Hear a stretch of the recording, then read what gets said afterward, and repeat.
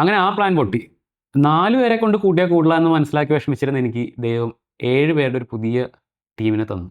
Welcome to episode 6 of my first independent feature film. ഈ ഒരു ഘട്ടത്തിൽ വെച്ചാണ് ഈ സിനിമയുടെ ഡയറക്ഷൻ ഞാൻ ഏറ്റെടുക്കാൻ തീരുമാനിക്കുന്നത്.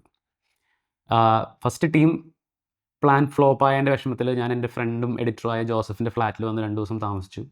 അപ്പോൾ എൻ്റെ വിഷമവും ടെൻഷനൊക്കെ കണ്ടിട്ട് ജോസഫ് പറഞ്ഞു, നമുക്കൊരു ചേഞ്ചിന് ചുമ്മാ ഗോകർണയിലേക്ക് ഒരു റെക്കെ പോലെ പോകാം, നമുക്കൊരു ട്രിപ്പ് പോലെ പോയിട്ട് സ്ഥലങ്ങളൊക്കെ കണ്ട് ഫോട്ടോസൊക്കെ എടുത്ത് നമുക്കൊന്ന് തിരിച്ച് വന്നിട്ട് ഒരു പുതിയ ടീം അസംബിൾ ചെയ്യാമെന്ന് പറഞ്ഞു. അപ്പോൾ വീട്ടിൽ സംസാരിച്ചു, വീട്ടുകാരും ഓക്കെ പറഞ്ഞു. അങ്ങനെ നിൽക്കുന്ന സമയത്ത് ജോസഫ് പറഞ്ഞു, നമുക്കൊരു ക്യാമറമാനെ കൂടി കൂട്ടാമെന്ന് പറഞ്ഞു. അങ്ങനെ ഫാസ് അലി എന്ന് പറഞ്ഞ ജോസഫിൻ്റെ ഫ്രണ്ട് ഞങ്ങളുടെ കൂട്ടത്തിൽ വരാമെന്ന് പറഞ്ഞു. അപ്പോൾ ഈ സിനിമയുടെ മ്യൂസിക് ഡയറക്ടറായ അജീഷ് ആ സമയത്ത് ഫ്രീ ആയിരുന്നു. അപ്പോൾ അജീഷ് പറഞ്ഞു, എന്തായാലും ട്രിപ്പല്ലേ, അപ്പോൾ ഞാനും വരാമെന്ന് പറഞ്ഞു. അപ്പോൾ അഭിനവ് മണികണ്ഠൻ ഓൾറെഡി നാട്ടിൽ അഭിനയിക്കാൻ വേണ്ടി ഓൾറെഡി ആൾ ലാൻഡാണ്. അപ്പോൾ ആളും കൂടെ ജോയിൻ ചെയ്യാമെന്ന് പറഞ്ഞു. അപ്പോൾ ഞാൻ ജോസഫിനോട് പറഞ്ഞു, ജോസഫ് എന്തായാലും നമ്മൾ പോവാല്ലേ, നമുക്ക് ഈ സിനിമ ഷൂട്ട് ചെയ്യാം, ബാക്കി വന്നോടത്ത് വെച്ച് കാണാമെന്ന് പറഞ്ഞു. അങ്ങനെ ഞങ്ങൾ ഐറീനയോട് ഈ കാര്യങ്ങൾ കമ്മ്യൂണിക്കേറ്റ് ചെയ്യുന്നു. ഐറീനയോട് ഡയറക്റ്റ്ലി ഗോകർണയിലേക്ക് വരാൻ പറയുന്നു. എൻ്റെ 2 സുഹൃത്തുക്കളായ ബോംബെയിലുള്ള ഉണ്ണി ആൻഡ് അമൃത, അവർ രണ്ടുപേരും പ്രൊഡക്ഷൻ ഡിസൈനും ആർട്ടും കോർഡിനേറ്റ് ചെയ്യാൻ വേണ്ടി പൂനെയിൽ നിന്നും ബാംഗ്ലൂരിൽ നിന്നും ഗോകർണയിലേക്ക് വരാൻ പറയുന്നു.